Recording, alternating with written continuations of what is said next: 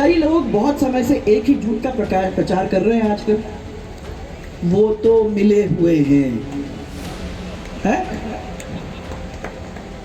जिनसे सिद्धांत नहीं मिलते महाराज, जिनसे विचारधारा नहीं मिलती, जिनसे करण बेदी जो अमर्यादित से अमर्यादित शब्द हैं, ऐसे आरोप सुनने को मिलते हैं, उनसे मन भला मिलेगा भी तो कैसे। और दूध बताओ आप लोग सब, दूध और नींबू का रस मिल सकता है? हाँ जी, नहीं मिल सकता, नहीं मिल सकता। यही बात है। तो जब बात होती है ना, कभी कभी सामने आती है, तो सोचना चाहिए। वसुंधरा राजे कह रही है कि वो तो नींबू और दूध की तरह है, हम तो बोले अशोक गहलोत जी से कभी मिल ही नहीं सकते। तो आरोप लगाए मिली भगत के, उनको आज जवाब दिया है कि नींबू और दूध कभी मिल नहीं सकते। वो तो दूध बताए, आप लोगों को नींबू बताया कि हमारा जो मेल है कभी हो ही नहीं सकता। कह रहे थे लगातार आरोप लग रहे हैं कि आप और वसुंधरा मिले हुए हैं, तो उन्होंने कहा है कि मैं तो दूध हूँ, तो नींबू आपके लिए कहा है कि हम मिल नहीं सकते, गलत बात है। और कि वो स्त्रीहीन आरोप लगाने के भी आरोप लगाए इस आपके सेंस ऊपर। में कहा मैं नहीं समझ सकता। ये मैं जानता हूँ कि वसुंधरा जी का जो कैंपेन शुरू हुआ है, उनकी पार्टी के अंदर ये फूट का एक प्रकार से एग्जाम्पल है। वो हमें कहते हैं कि आप अपना घर संभालो, हम कहते हैं आप पहले अपना घर संभालो। हम तो सब एकजुट हैं, एकजुट रहेंगे, चुनाव जीत के आएंगे। बहुत दिनों के बाद महारानी का ऐसा एक्शन दिखा है जब उन्होंने सीधे तौर पर अपने विरोधियों को जवाब दिया हो।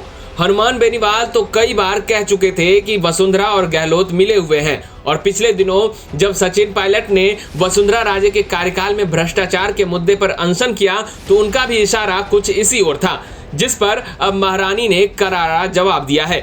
महारानी ने साफ शब्दों में कह दिया है कि जिनसे विचार नहीं मिलते उनसे मिले होने का तो सवाल ही पैदा नहीं होता। वसुंधरा ने तो नींबू और दूध वाली कहावत के जरिए खुद से अशोक गहलोत की तल्खी को भी जग जाहिर कर दिया है। कई लोग बहुत समय से एक ही झूठ का प्रचार कर रहे हैं आजकल। वो तो मिले हुए हैं,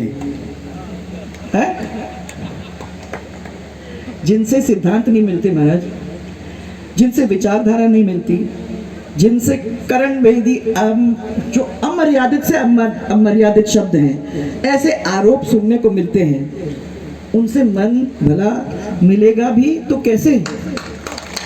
और दूध बताओ आप लोग सब, दूध और नींबू का रस मिल सकता है? हाँ जी, नहीं मिल सकता, नहीं मिल सकता। यही बात है। तो जब बात होती है ना, कभी कभी सामने आती है, तो सोचना चाहिए। विधानसभा चुनाव से पहले पूर्व मुख्यमंत्री वसुंधरा राजे ने सक्रिय होने के साथ ही विरोधियों को भी घेरना शुरू कर दिया है। बीते कुछ दिनों से सचिन पायलट निशाने पर हैं। उन्होंने कहा कि कई लोगों का दुष्प्रचार कि वो तो मिले हुए हैं, लेकिन क्या दूध और नींबू का रस आपस में कभी मिल सकते हैं। श्रीगंगानगर के सूरतगढ़ में बिश्नोई समाज के जंभेश्वर मंदिर में कलश स्थापना समारोह में बोल रही महारानी ने अपने विरोधियों पर जोरदार प्रहार किए।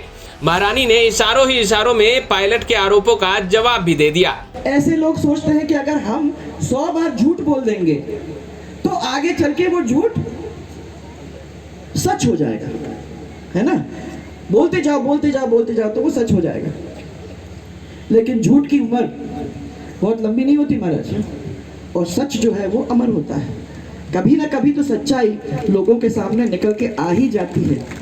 और मैं तो ये कहती हूँ कि अगर ऐसा होता है कोई जिसके बारे में ये लोग ऐसा करें, तो सबसे पहले उनको तो चुप रहना चाहिए, क्योंकि ये बात भगवान के सामने आती है और भगवान जो उसकी रक्षा करता है, और जो सही बात है वो निकल के कभी ना कभी तो आ ही जाती है। राजे ने कहा कि बिश्नोई समाज के 29 नियमों में से 13वां नियम निंदा नहीं करना और 14वां नियम झूठ नहीं बोलना है। लेकिन कई लोगों को निंदा और झूठे आरोप लगाए बिना नींद ही नहीं आती। झूठे आरोप उसी पर लगते हैं जो विपक्ष की नींद उड़ा कर रखते हैं। राजे ने कहा कि कई लोग षड्यंत्र कर एक ही झूठ बोलते आ रहे हैं कि वो तो मिले हुए हैं। वसुंधरा ने कहा कि भ्रष्टाचार एक किस्म की चोरी ही है। जहां बिना पैसे काम नहीं होते वहां महंगाई कैसे कम होगी। मुख्यमंत्री अशोक गहलोत को भी जमकर गिरते हुए महारानी ने कहा कि लगाना ही है तो भ्रष्टाचार राहत कैंप लगाइए, क्योंकि महंगाई तो आपसे कम होने से रही। वसुंधरा राजे अब चुनावी मोड में आ चुकी हैं। सामने गहलोत हो या फिर सचिन पायलट, किसी को भी महारानी बख्शने के मूड में नजर नहीं आ रही हैं।